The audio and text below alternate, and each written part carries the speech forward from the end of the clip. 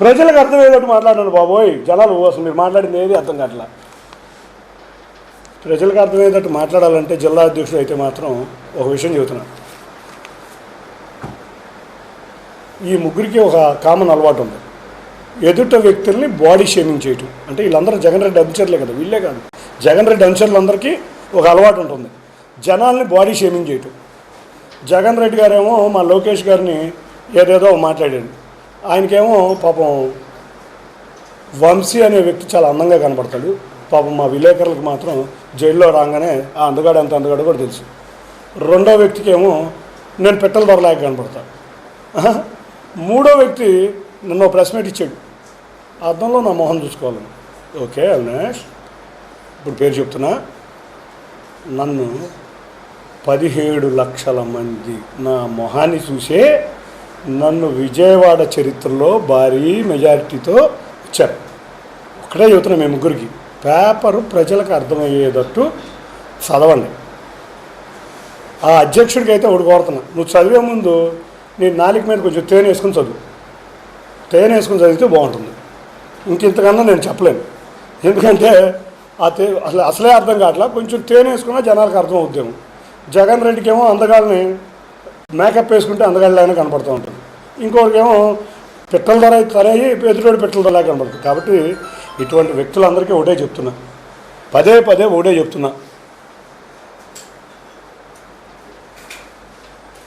గతంలో జగన్ రెడ్డి హయాంలో 2019 నుంచి 24 వరకు 2 కోట్ల క్యూబిక్ మీటర్ల మట్టి పోలవరంలో జరిగింది. ఈ పేపర్లో వచ్చింది నిజం. ఈ ఫోటో నిజం. ఈ నిజంని నేను కూడా ఒప్పుకుంటున్నా. ఈ నిజం, ఈ ఫోటోలో ఉన్న కాంట్రాక్టర్ ఎవరో, నా ఒరిజినల్ ఫోటో చూపించా, ఈ ఫోటో కూడా మీరు తీసుకెళ్ళండి. ఈ కాంట్రాక్టర్ ఎవడో GTR, వీళ్ళందరూ కూడా 2024లో మా ప్రభుత్వం రాగానే పారిపోయారు. ఇప్పుడు ఈ గట్టు కనబడుతుంది మనకి.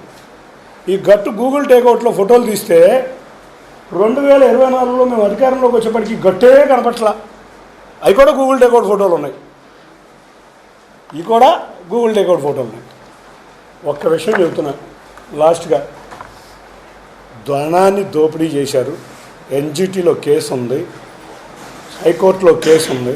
ఆ రోజు MP కింద పనిచేసిన వ్యక్తికి కోవర్ట్ కింద పనిచేయడానికి పోలవరం మట్టి నుంచి మట్టి తిన్నందుకు 182 కోట్లు ఆయన అక్రమంగా ఆయనకి వెళ్ళినాయి. ఇక్కడ జిల్లా అధ్యక్షుడిగా పనిచేసే వ్యక్తికి 250 కోట్లు వెళ్ళినాయి. అసలు నేను ఇంకోటి అడుగుతా జిల్లా అధ్యక్షుడిని, ఇంతవరకు మీ అందరికీ తెలుసు, గొనదల దగ్గర ఒక రబ్బిష్ కొండ ఉండేది. మీ పాత వాళ్ళు అయితే చాలామందికి తెలుసు. మరి 2019 నుంచి 24కి ఆ రబ్బిష్ కొండ మొత్తం ఎక్కడ కనపట్లా. అది ఏమైపోయిందో గూగుల్ టేక్అవుట్ తీస్తే ఇక్కడ బయటకు వస్తుంది. వీళ్ళ తండ్రి ఇంకో మంచి పేరు పెట్టాడు, అరైవల్ డిపార్చర్స్. అంతేకాకుండా అందుకున్నది దోచుకుంటాం. అవినాష్ దేవిని ఏంటంటే అందుకుంటాం దోచుకుంటాం, నీ పేరు అది, మంచి పేరు పెట్టాడు. ఈ వ్యక్తిని నేను ఒకటే అడుగుతున్నా, నువ్వు